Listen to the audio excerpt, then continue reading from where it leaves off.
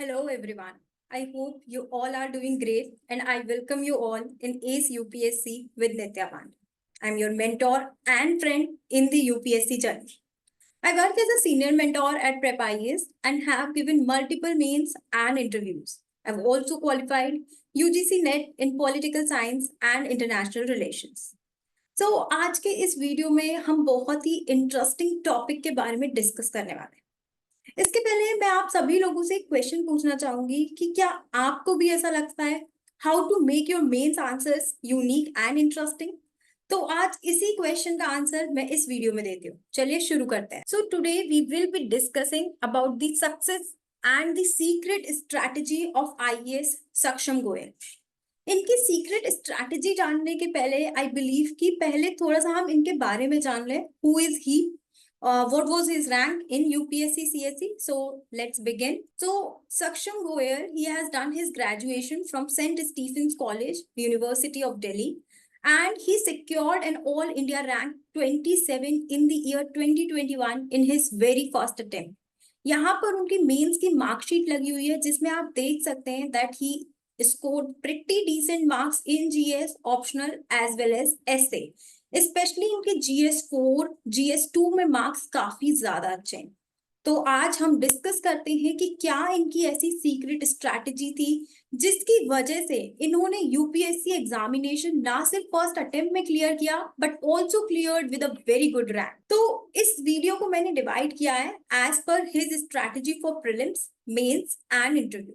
तो प्रीलिम्स के लिए इन्होंने बहुत ही बेसिक स्ट्रैटेजी फॉलो की। He referred the basic resources like Laxmikanth for polity, environment के लिए वही शंकर आईएएस की बुक, ठीक है। साइंस एंड टेक के लिए करंट अफेयर्स पे ज्यादा इन्होंने एम्फेसिस दिया। साथ में इन्होंने एक चीज जो की कि इन्होंने एग्जामिनेशन की डिमांड को बहुत अच्छे से समझा। प्रीलिम्स के पेपर्स को इन्होंने बहुत अच्छे से एनालाइज किया और इन्होंने हर सब्जेक्ट को उतना वेटेज ही दिया जैसे यूपीएससी पूछती है। For example, he did not prepare much for art and culture, वहीं पे इन्होंने पॉलिटी और इकोनॉमिक्स को बहुत टाइम दिया। So and apart from this, अब इन्होंने क्या किया कि to analyse his weak areas and also to improve his intelligent guess skills, he give a lot of mock test. और इन मॉक टेस्ट में इन्होंने एक फ्रेमवर्क यूज किया जिसको हम कहते हैं 30-30-30-10 फ्रेमवर्क। अब ये फ्रेमवर्क क्या होता है? तो सपोज करिए प्रीलिम्स में 100 क्वेश्चंस आते हैं, ठीक है। 100 में से अप्रोक्सीमेटली 10 to 15 ऐसे क्वेश्चंस होते हैं जो आपको मतलब छोड़ने ही होते, दे are very vague, they are very random questions, okay. तो वो आ गए 10 में। उसके बाद हमारे पास 90 क्वेश्चंस है, ठीक है। 90 क्वेश्चंस में आप किसी से भी पूछ लीजिए, चाहे किसी ने कितना भी पढ़ा हो, उसको अप्रोक्सीमेटली 30-35 क्वेश्चंस ही आते हैं, ठीक है। 35 आते होंगे तो उसमें से बस आपके 30 सही हो रहे हैं, 5 वो भी गलत हो जाए। अब बचते हैं 60 क्वेश्चंस। इन 60 क्वेश्चंस में से यू जस्ट एंश्योर कि आप 30 सही कर लीजिए, ठीक है। इसमें आपकी 50% एक्यूरेसी आ जाए। तो ये एक्यूरेसी ये कहां से लाए? ये एक्यूरेसी ये मॉक टेस्ट सॉल्व करके लाए। अब इसमें देखो, आप कैलकुलेट करो, 30 क्वेश्चन ये सही हो गए, 30 क्वेश्चन यहाँ सही हो जाएंगे, 60 क्वेश्चन आपके सही हो गए, ठीक है। 60 क्वेश्चन सही हो गए मतलब आपके 120 क्वेश्चन।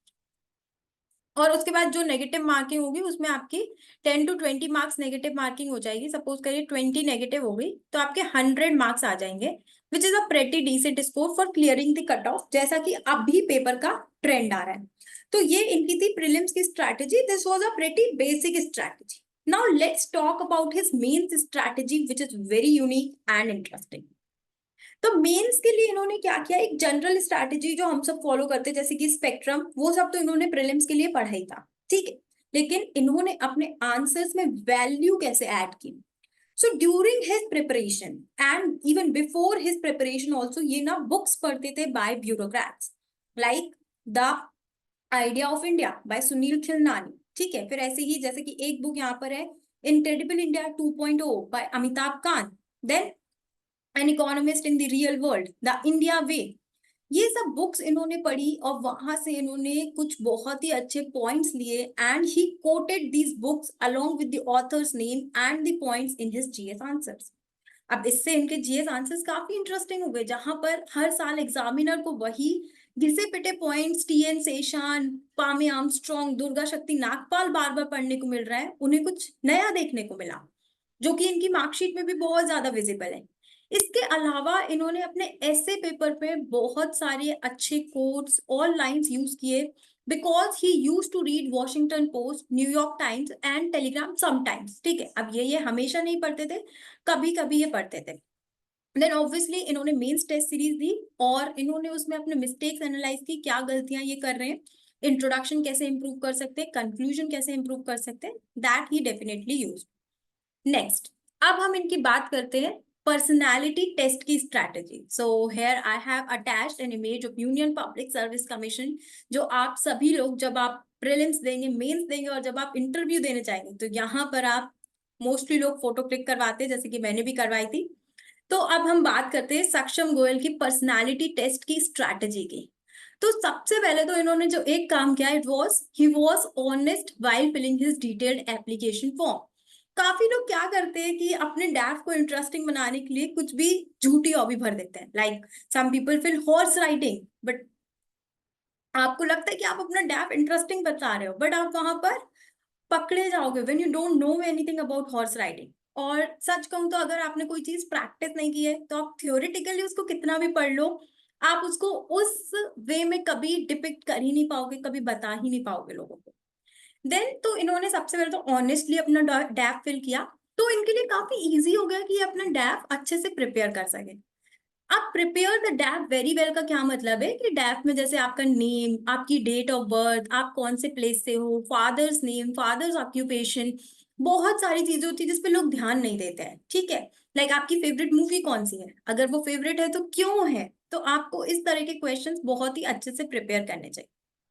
इसके अलावा इन्होंने एक और काम जो किया, इन्होंने मेंबर्स के बारे में अच्छे से पढ़ा। जैसे कि अगर मैं अपने इंटरव्यू एक्सपीरियंस का बताऊं तो मनोज सोनी सर के बोर्ड में मैं थी।